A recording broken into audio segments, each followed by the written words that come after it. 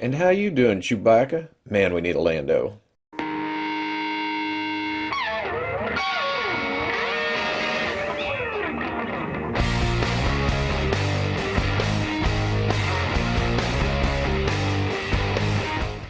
Okay, people, welcome back to another Fwoosh review. Tonight, let's get back to some Star Wars. There's been entirely too much Marvel lately. Not that there's anything wrong with that, but, oh man. Hello, Star Wars, my old friend. I've come to review you once again. Tonight, I'm taking a look at the Bandai S.H. Figuarts Star Wars Chewbacca. Personally, I've been waiting for this one. I like the Black Series Chewbacca. It's a little bit stiff. It's a little bit... That was in no way on purpose, but somehow appropriate. We've known that it may be a little bit short, but you guys know me. I couldn't pass on it. I had to know. I have to have it in my hands before I could say, oh, don't like it. Now, the packaging is your standard S.H. Figuarts fare. It's the big window on the front. You can see a lot of stuff in this package. And what throws me off about this package is it's S.H. Figuarts, but it's a pretty damn big box. I still happen to have the Han Solo box. Well, probably have a few more too because I'm a damn pack rat. But you can see the size difference between the two. This is your standard Figuarts box size, and then you have Chewbacca. A little bit bigger. Side of the box, we have a pretty picture of Chewbacca. On the back, more promotional images. A lot of stuff back here that I can't read. Right here probably says something like Han Solo not required to buy this figure. Over here says do not take away Chewie's gun or he'll throw a fit. Then down here it says the many moods of Chewbacca. And down here finally the unreadables, the big warning. Probably says something like do not let figure co-pilot your car, blah blah blah. On the other side, the silver highlights and Star Wars logo. Same on the top. On bottom, winning lottery numbers and just a bunch of other stuff that I can't read. Anyway, I'm going to get this open and see exactly what's going on here. First up, here's the instructions that it came with. It essentially says extra sets of hands. You can change out the faceplate, and the bowcaster has the hand molded to it. So you switch it out, put the bowcaster on there. I dig that. So, yeah. And there we go, all out of the package. And I'm going to say it right off the bat.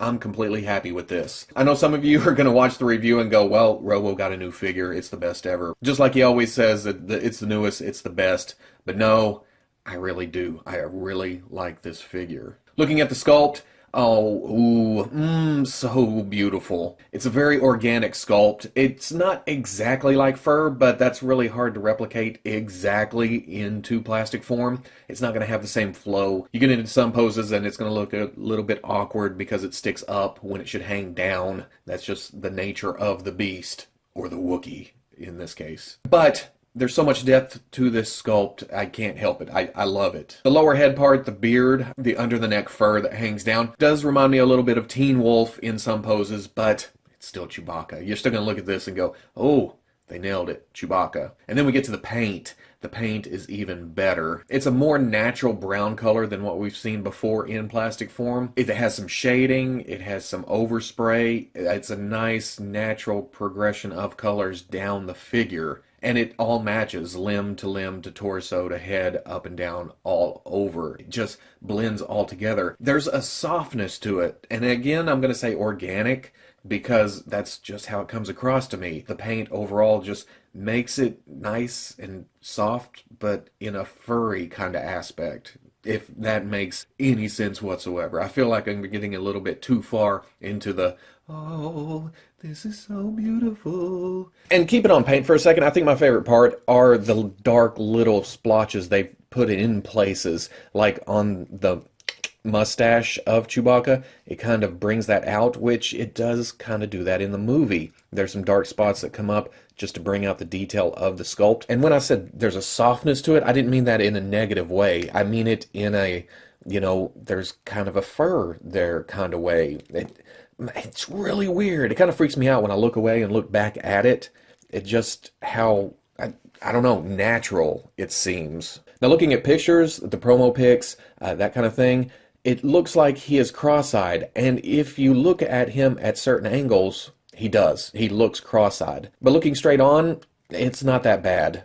In person anyway. It looks like a dude's eyes behind a suit of fur. You know, just like Chewbacca. And then if I were to gripe about anything else, I would say the articulation itself kind of sticks out against the body. They do a good job of hiding it in most places, like right here on the knee. There's some fur sculpt. It kind of blends in when you actually use the articulation. But when you get to the elbow, and I guess when it comes down to it, it's the elbow that really sticks out at you. There's nothing they could have done there. That's just how the articulation works. One thing I do find kind of cool, though, is if you pull the head off, which it's just a ball going up into the head, it looks kind of like a suit right here. So if you had a Mayhew head of some kind, maybe, or if somebody out there came up with a Mayhew head, it'd be easy to put on there, and it'd look like the Chewbacca suit is just that, a suit. And I'm going to throw one more gripe in there. I'll go ahead and point out that some of the articulation is a little bit hindered. You can't really crunch forward at the torso. It arcs back pretty good, but not so much forward. And the head.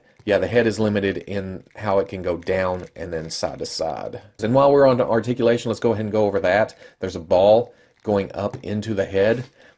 Like I said, a little bit of side to side. No down. Not really, not because of the beard. But there's an articulation point on the back of the head for the hair hanging down there.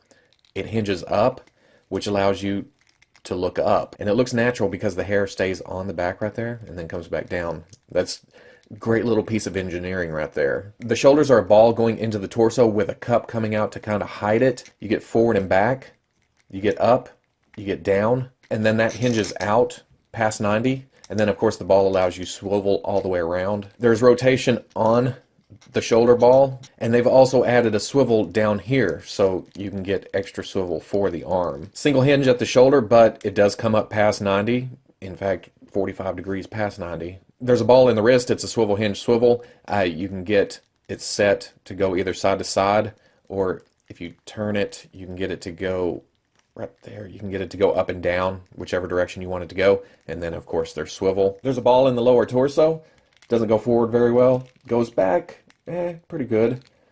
But side to side is where it comes in with helping with posing. And then there's swivel there. The hips are on a ball joint going into a kind of a swivel at the top of the leg. But like the shoulders, there's these covers that come down to help hide that articulation. At first, this one was pushed all the way up in there, and I was thinking, why does the left look gappier than the right? And then I realized these covers kind of rotate on a swivel. So once you bring the leg up, it pushes out of the way and allows you to come up all the way to 90. Bring it back down, and you can see the gap right there. But as you pull back, the fur comes down, and you can use it to hide the leg joint. Again, just a great little piece of engineering right there. I love that. But unlike a lot of Figuarts figures that have a shift down right here, this doesn't have that. You have a hinge out, you go back, and then there's some rotation on that assembly. Double knee comes up past 90. Hinge at the ankle goes back about there, goes forward about right there. There is some rocker there, and then a toe joint that goes up about right there. Now for accessories, I'm going to start off kind of weird. I'm going to count his bandolier, even though it is attached to the body. But looking at it by itself, it's just a fantastic little sculpt. It has all the little cartridges on the front. The leather bag itself has a very, well, leathery feel to it. And even though it lays over the body, it doesn't impede articulation at all. Like I said, it's glued at the top, so you're not going to have a problem with it slipping off as you're doing poses, but it's a loose material. It doesn't get in the way at all. Chewbacca comes with 2 fists. It looks kind of weird because it has kind of fur blades sticking up off the top. And I only say that because when you get in a position going up like I have it pictured here, it just looks like the hair is standing straight up. And then for alternate hands, he has 2 open, splayed out hands. You can either rest the weapon in it, or he's at rest, or he's under arrest. A lot of rest there, sorry. And to switch out the hands, they do just pop off. Now, because of the fur sculpt coming up around the joint, I don't even want to say tricky. It's not difficult. You just have to get in the right position to put the hand on. And while we're talking about hands, here is the bowcaster. Now, the bowcaster is a cool little sculpt. It's not several separate pieces like the Black Series. You don't have to worry about the front part coming off. And it looks to fit the figure really well. Now, the hand is sculpted to the gun. And you just pop the hand off. You pop this on. It's not a huge... Again, because of the fur sculpt, because of everything going on around the figure, it is a little bit hard to line up. But once you get it on there, it's on there. You can't really take the bowcaster off and hang it on his shoulder, which, well, you can if you really, really want to, but he has a hand hanging off of it. And then finally, there's the alternate face. The face that came on the figure in the package, his neutral face, looks great, if not a little bored, but I'm okay with that. But the alternate head is the mouth open, kind of roaring face. And it's the same paint apps. You get the nice brown on the face. The eyes inside kind of look like they're printed on like the other head. It's just a very natural look to it. And then you have the open mouth with the white on the teeth and the pink inside the mouth for the tongue and the back of the throat. Now to change out faces, it's, well, the face. It's the front of it. The back of the head stays on. You put the other head on there, and there you have it. Now, there is a slight problem with the gap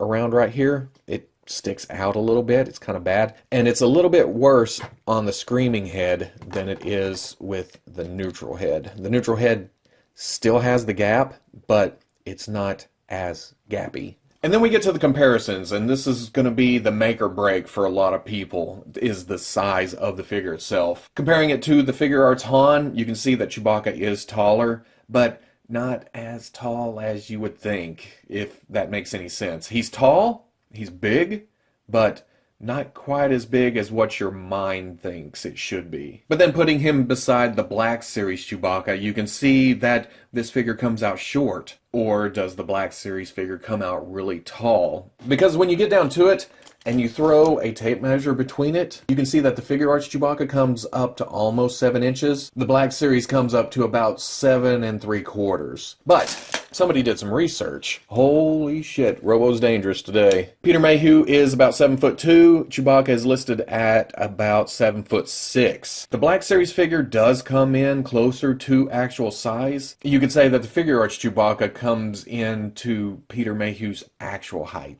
Pretty close. Because putting all three together, the Black Series Chewbacca really towers over the Figuarts Han. Because adding in the Black Series Han, it doesn't really matter. Black Series Han and Figuarts Han are about the same size, height-wise anyway. So at the end of the day, like I said way back at the first, I couldn't be happier. Well, that's a lie. I could be happier, but I could always be happier. There could always be more range of movement. There could always be more paint apps. There could always be more articulation that doesn't interfere with the sculpt itself. But we're talking about futuristic figures there. There's always room for more happiness.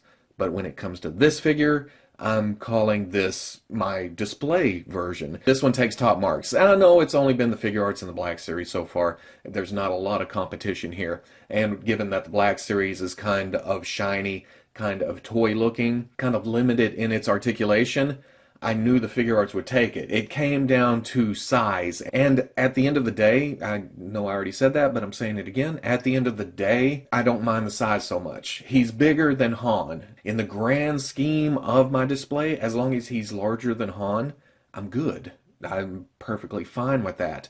Because being larger than Han and looking as good as this figure does, and having the range of movement in a lot of the joints, yeah, I couldn't ask for more. Except for maybe looking down. He could look down a little bit better, and I found the only other sticking point for me is getting him into a two-handed bowcaster pose. It's kind of hard to rotate his left hand to hold it correctly, but with the fur and everything else going on with the figure around that area, it's kind of hard to see unless you just focus on that one part. So yeah, I love this action figure. Huge surprise to everybody, right? A few negatives, but I love it. I can't help it. It's a great looking figure. It's downright beautiful. And I recommend this to everybody unless you're just a super stickler for scale. That was hard to say. That took 3 tries. Yeah, the exact height doesn't match the exact listed height from the movie, but I'm a relative scale kind of guy. He's taller than this guy. That other guy's shorter than that guy. Darth Vader's in between somewhere. Yeah, I'm good with this. Completely. I am good with this. So if you like this review, comment, like, subscribe, and I'll catch you on the Fwoosh.